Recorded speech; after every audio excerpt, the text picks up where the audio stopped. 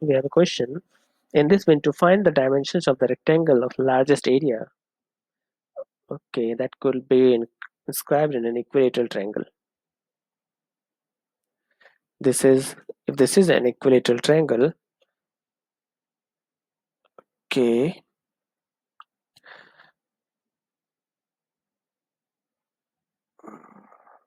okay. So if ABC is an equilateral triangle and this is the rectangle,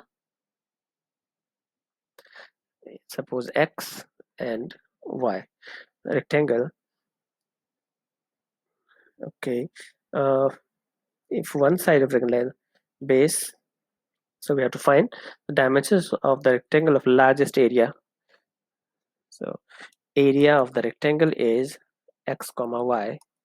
So area should be the largest, and this